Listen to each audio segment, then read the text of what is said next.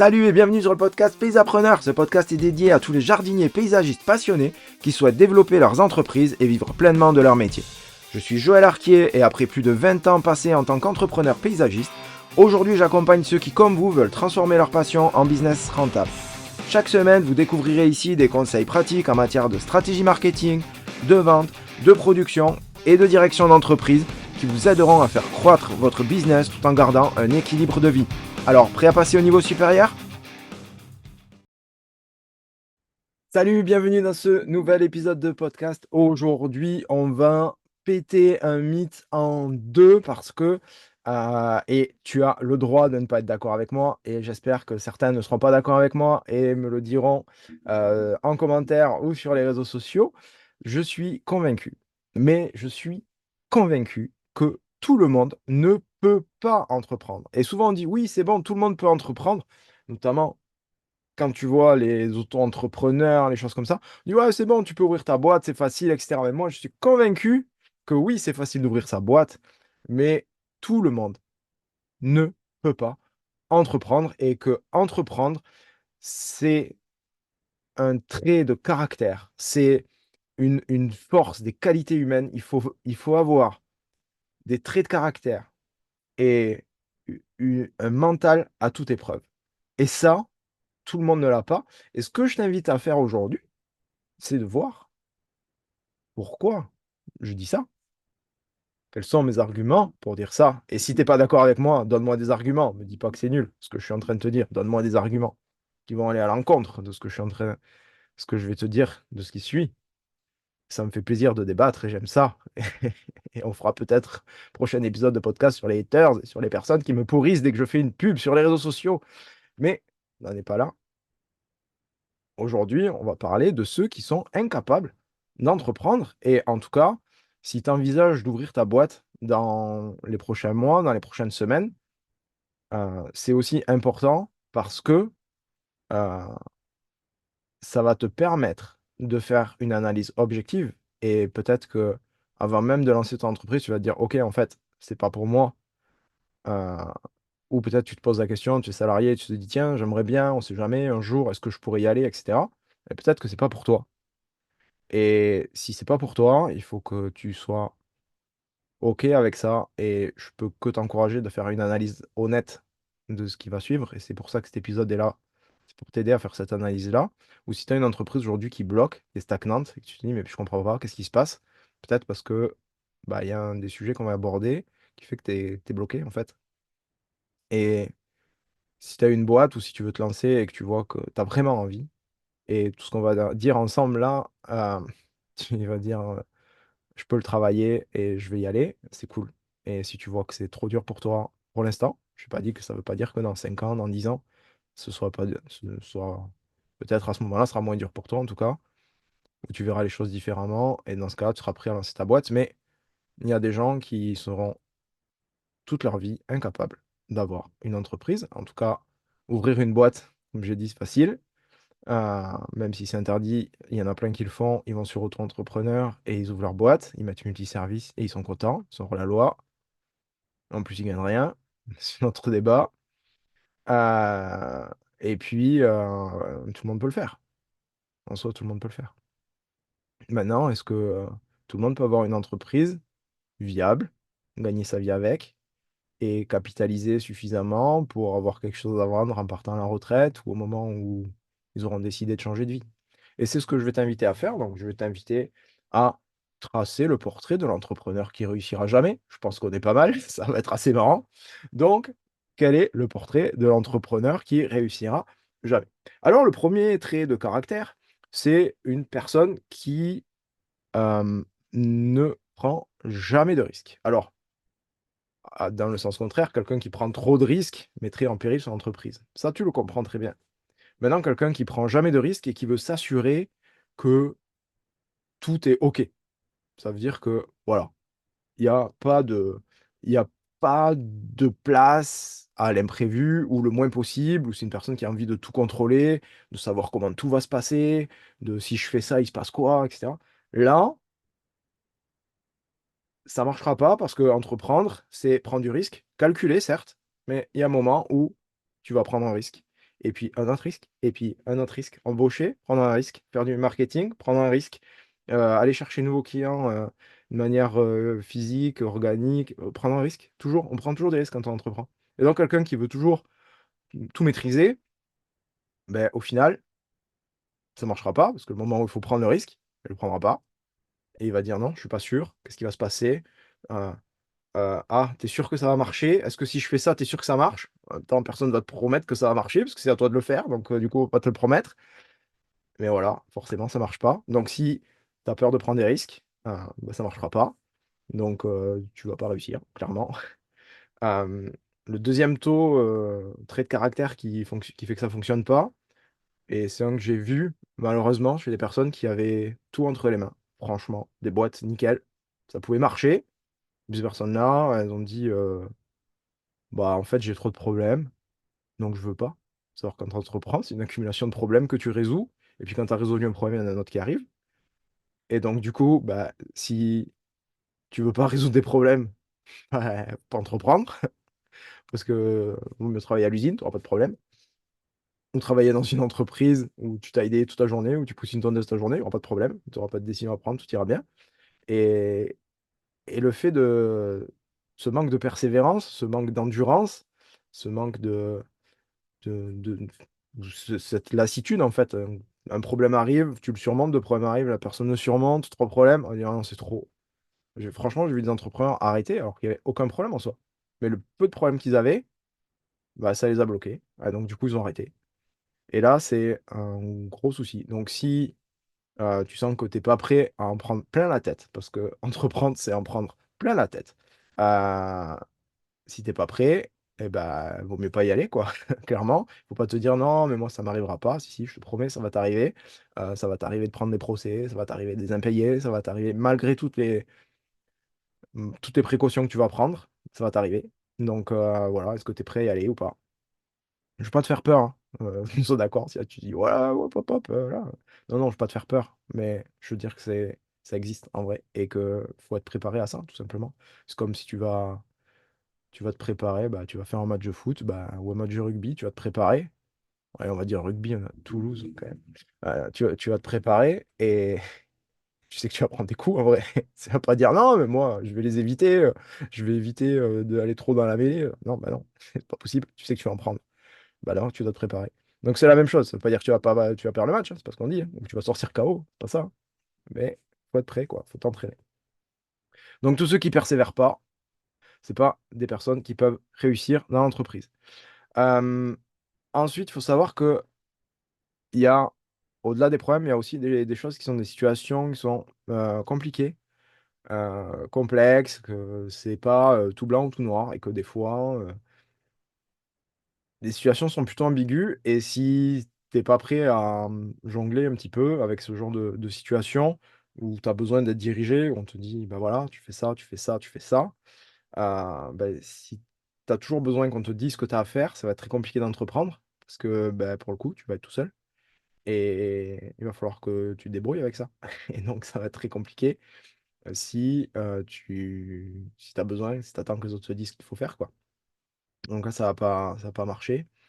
Et puis, il y a un profil d'entrepreneur aussi qui peut pas réussir, et là, pour le coup, c'est plutôt mal. Il y a des choses qui sont, voilà, c'est des traits de caractère, tu peux les travailler et tout. Il y a des choses qui sont un peu plus compliquées, notamment, l'émotionnel, et il faut savoir quand tu entreprends, c'est stressant, c'est gratifiant terriblement, c'est flippant, c'est plein d'émotions différentes, et que le fait de pas gérer ces émotions ou d'avoir du mal à faire face à la pression, c'est, quelque chose qui est compliqué. Donc voilà, faut savoir que tu vas faire face à la pression financière, la pression des clients, la pression des gars, la pression de la banque, de tout, et que ces pressions-là, faut faire attention.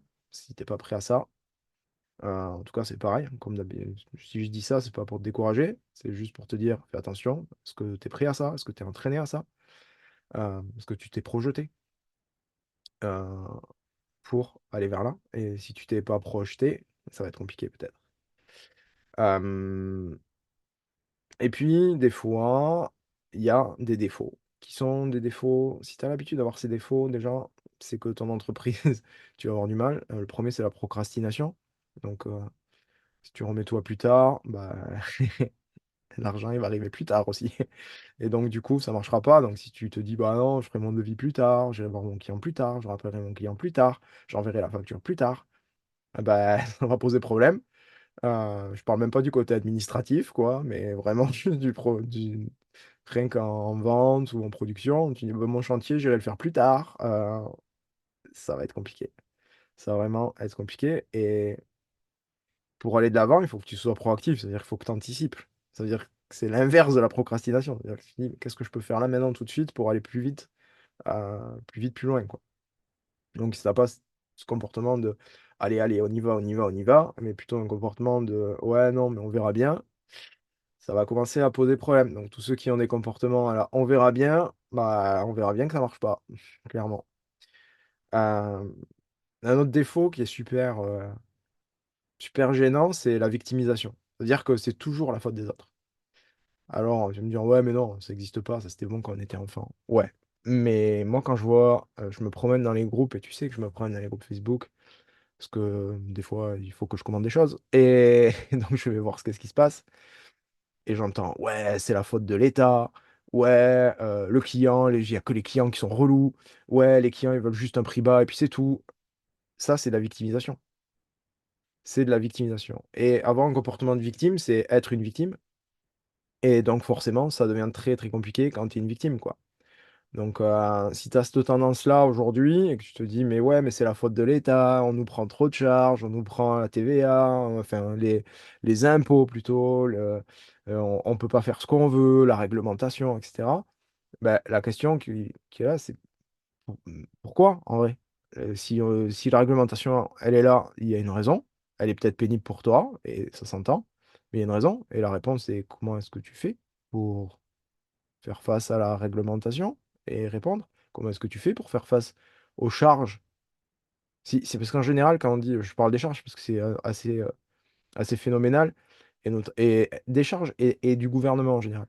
Heu, Tu remarqueras que je fais pas de politique et j'en ferai jamais et et j'ai pas d'avis d'ailleurs politique. Souvent on me dit: «Mais pourquoi tu pas d'avis politique?» Non, parce que j'ai pas d'avis politique. Franchement, ça m'intéresse pas.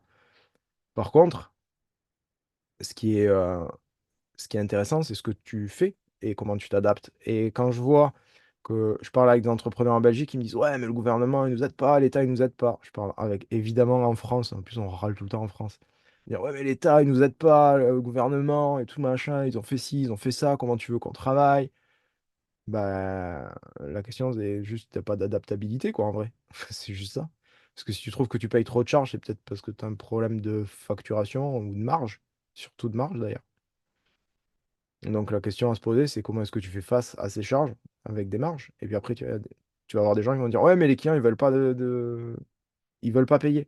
Mais s'ils veulent pas payer, c'est parce qu'en fait, tu leur donnes pas envie de payer, que tu proposes pas un service qui donne envie d'acheter, quoi, tout simplement. C'est dur à entendre, hein, franchement, je le sais. Je sais que c'est dur, heu, mais c'est une clé. C'est-à-dire quand tu comprends que tu vends juste de la taille de haie et de la tente, je vais schématiser, hein, tu vends de la taille de haie et de la tente. Forcément, les clients, ils achètent une taille de une tente, ça a pas de valeur. Par contre, si tu vends une, une sécurité parce que la personne, elle a une haie qui est bien taillée, qu'il y a pas de risque que les branches tombent, parce que, une pelouse bien entretenue, ça met en valeur la maison et donc du coup, ben, ils gagnent de l'argent. Ah, peut-être que là, tu vas aller chercher le besoin qui est un peu caché du client et peut-être que ce besoin-là et même c'est sûr, il a beaucoup plus de valeur que juste: «Jeton, je taille une haie». C'est pareil pour la création, si tu vends une plante, ça a pas de sens. Par contre, si tu vends un embellissement, global de la maison ou si tu vends du bien-être, ça a beaucoup plus de valeur que si tu vends une plante, quoi, clairement. C'est pareil pour l'entretien, le bien-être, ça marche d'enfer. Voilà, donc ça veut dire qu'il faut faire attention, c'est bien de se victimiser, hein, enfin, c'est bien, non, c'est pas bien, ça marche pas. Mais, la réponse, c'est surtout, qu'est-ce que toi tu fais pour faire face à ce problème-là, quoi? Parce que si aujourd'hui il y a beaucoup de charges, tout le monde paye les mêmes charges, hein. Donc qu'est-ce que toi tu fais pour répondre à ça? Donc la victimisation, ça marche pas. Un autre truc qui marche pas, c'est être, dépendant aux autres. Ça veut dire que quand tu entreprends, tu es seul souvent tu es seul, même si tu te fais accompagner et tout, c'est quand même toi qui prends les décisions finales. Et donc, il faut que tu valides. C'est à toi de décider, quoi. Donc, si tu attends que les autres ils te disent fais ci, fais ça, ce qu'on disait tout à l'heure, ça marchera pas. Donc, vraiment, ne sois pas dépendant, il faut que tu sois vraiment indépendant. D'ailleurs, un entrepreneur, le statut, c'est indépendant. Bon, tu peux être entrepreneur salarié, mais c'est pour, euh, pour te faire réfléchir sur le terme, tu vois, c'est indépendant. Un autre défaut qui fait que les entreprises ont beaucoup de mal, les entrepreneurs ont beaucoup de mal, c'est l'impulsivité. C'est-à-dire que tu prends de la décision sur le coup de l'émotion, sur le coup de la réaction et donc du coup, une, c'est pas une réaction qui réfléchit et comme c'est pas réfléchi, si tu veux, au niveau de la stratégie, ça va se voir. Tu prends, la décision de virer quelqu'un sans réfléchir parce que juste il t'a énervé, heu, peut-être que ça va te coûter très, très cher au final. Ou si dans l'autre sens, tu prends la décision d'embaucher quelqu'un parce que, ouais, il est là, il est sympa, je le connais, il travaille bien, je vais l'intégrer, mais que derrière, il y a pas les moyens pour pouvoir financer cette entrée, cette nouvelle recrue, ça va être compliqué. Donc il faut vraiment que tu fasses très attention si tu as une tendance à réagir très vite, à prendre sur toi et à prendre du recul, parce que c'est dans le recul, en fait, qu'on a le plus de réussite avec du recul et de l'analyse. Et puis, le troisième gros défaut, c'est, la vision court terme. D'ailleurs, les entrepreneurs qui réussiront pas, c'est les entrepreneurs qui veulent du résultat demain. Ça marche pas. Le résultat rapide ne fonctionne pas. C'est comme si tu disais, «Je vais courir un marathon et je vais manger 15 sucres avant de partir et je vais tenir 42 kilomètres». Ah non, ça marchera pas. Tu vas tenir 3 kilomètres parce que c'est du sucre trop rapide. Là, c'est la même chose. Si tu veux des résultats là, tout de suite, maintenant, ça va être compliqué. Donc tu as beaucoup plus à gagner à long terme qu'à court terme. Donc il faut prendre le temps de structurer l'entreprise et il faut que tu consacres du temps chaque semaine à structurer l'entreprise parce que c'est ça qui va t'amener des résultats sur le long terme. Si chaque semaine, tu prends 0 temps pour structurer l'entreprise, te former et cetera, si tu fais pas ça, ton entreprise, elle va stagner et elle va être limitée à toi seul. Par contre, si tu prends le temps de structurer, tu vas voir que ton entreprise va grossir beaucoup plus vite. Et ceux qui ont les meilleurs résultats sont ceux qui prennent leur temps. Et c'est assez paradoxal. On dirait, oui, machin. En plus, on a eu le phénomène startup, quoi, où les entreprises grossissaient, grossissaient, grossissaient. Bon, elles n'étaient pas rentables, mais elles grossissaient, grossissaient. Il faut que tu fasses attention à ça. Il ne faut pas que tu veuilles des résultats tout de suite. Ça ne marchera pas. Les résultats, ils arrivent à moyen, long terme. En gros, avant 3 ans, c'est très compliqué d'avoir des super résultats.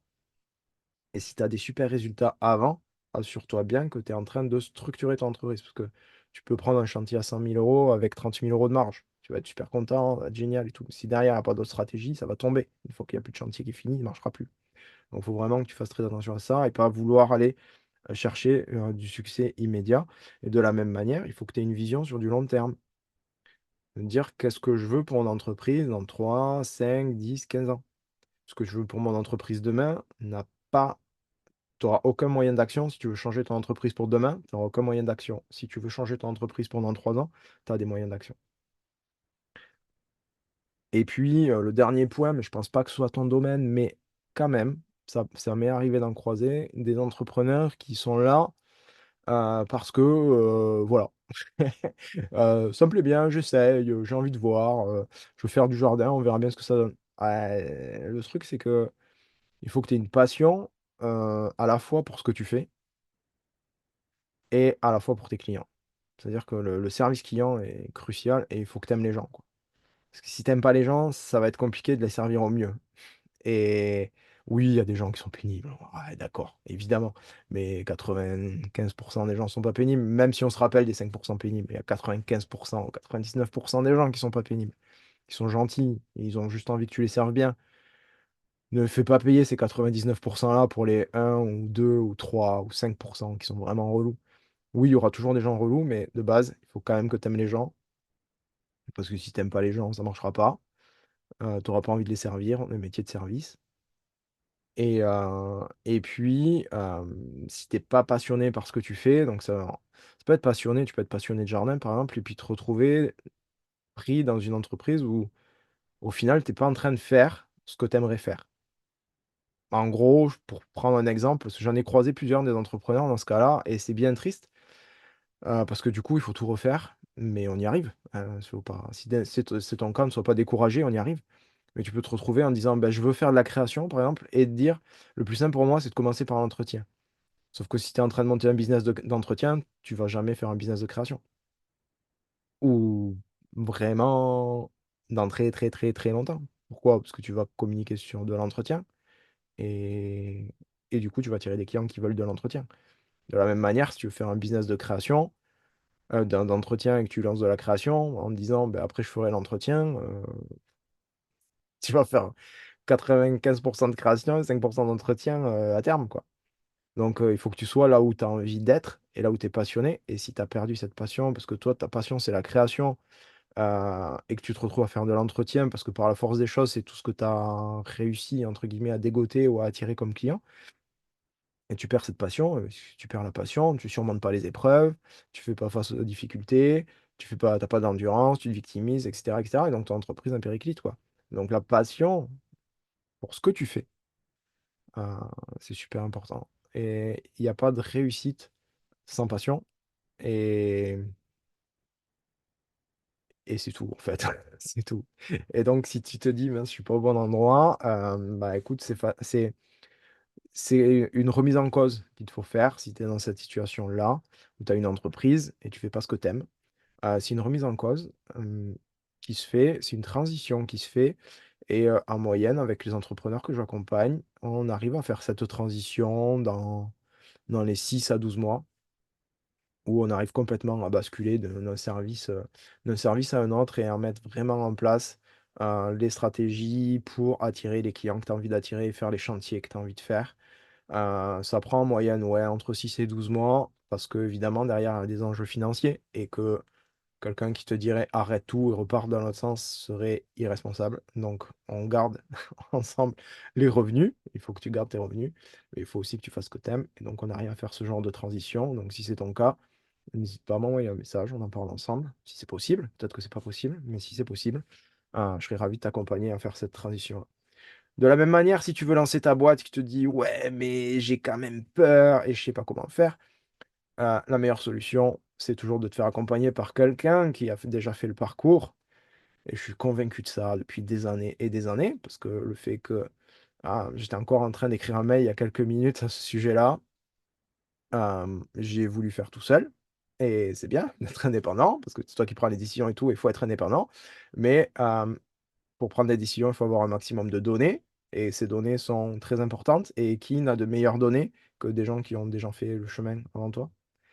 Et moi, j'ai pas compris ça tout de suite et du coup, ça m'a coûté une entreprise et un burn-out et j'ai pas envie que ça t'arrive parce que ça coûte très cher, et en santé et financièrement et j'ai pas envie que ça t'arrive et donc le mieux, c'est de se faire accompagner par quelqu'un qui a déjà fait le chemin parce que du coup, tu peux prendre les décisions que tu veux, qui te ressemblent, avoir une entreprise qui te ressemble, mais juste avoir un guide, en fait. C'est un peu comme un entraîneur de tennis qui va coacher le tennisman en lui disant: «Si tu fais ça, il va se passer ça». Tu fais un lift, il se passe ça, tu fais un revers, ça, il se passe ça. Je suis pas spécialiste en tennis, tu dois t'en rendre compte. Mais voilà, tu as besoin d'être coaché, parce qu'il y a quelqu'un qui l'a fait avant toi et qui donc va te dire ce qui va se passer et donc ça t'évite de faire des erreurs, ça t'évite beaucoup du stress.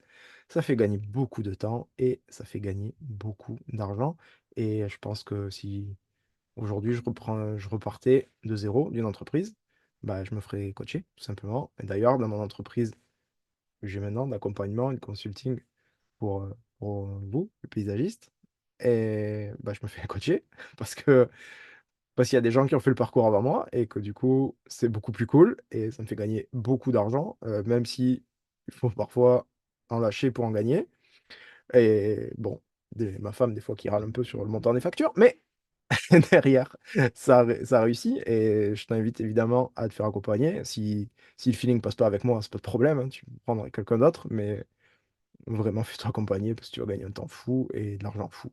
Donc, voilà, c'est super important. J'espère que cet épisode t'a plu, ça t'a donné envie de faire enfin, que ça t'a fait une petite introspection sur toi-même. Désolé pour la séance de psy. Mais je pense que c'est super important aussi de prendre du recul. Comme je te l'ai dit, j'ai eu beaucoup de défauts, enfin, j'ai eu des défauts et beaucoup de défauts que j'ai cités là et j'ai travaillé dessus justement pour, améliorer, pour aller vers le succès et aujourd'hui je regrette pas de l'avoir fait donc voilà, c'est peut-être que ça revient un peu à plus tard ton projet, mais il vaut mieux remettre à plus tard un projet viable que faire tout de suite un projet non viable. Donc, je serais content d'avoir servi à ça, en tout cas. Je te souhaite une très, très belle journée. Encore merci pour ta fidélité et si tu es pas d'accord avec moi, n'hésite pas à me le dire. À plus, ciao, bye bye.